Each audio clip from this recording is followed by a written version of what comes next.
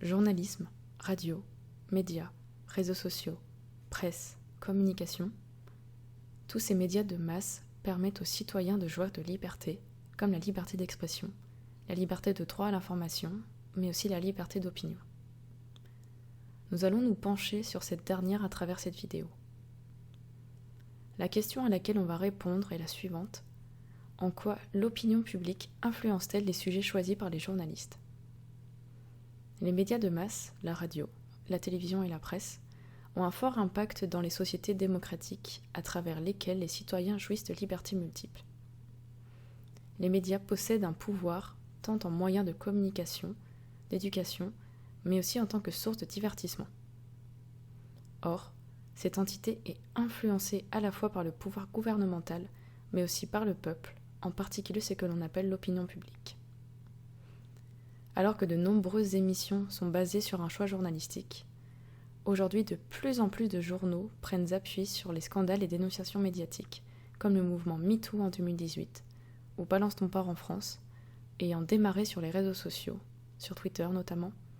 Le mouvement Black Lives Matter en 2013 a produit des émeutes et manifestations virulentes aux États-Unis et partout dans le monde en 2020, suite à la mort de George Floyd, ayant été au cœur des médiatisations pendant plusieurs mois, et cela a une application dans les élections états-uniennes.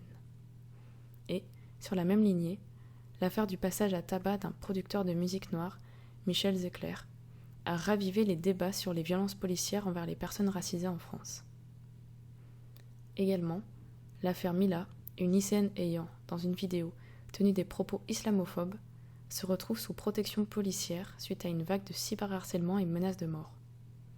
L'histoire a pris tant d'ampleur que l'élève n'est plus scolarisée. Elle est passée dans plusieurs journaux et plateaux télévisés. Ces différentes problématiques ont donné lieu à une médiatisation sur tous les supports, télévision, journaux, radio et même réseaux sociaux. C'est par ces scandales que des mouvements sont nés, ont pris de l'ampleur et ont, par conséquent, dominé la sphère médiatique. Les journalistes s'emparent de ce qui fait du bruit dans l'espace social. Cependant, de faux faits d'actualité peuvent être partagés sur Internet.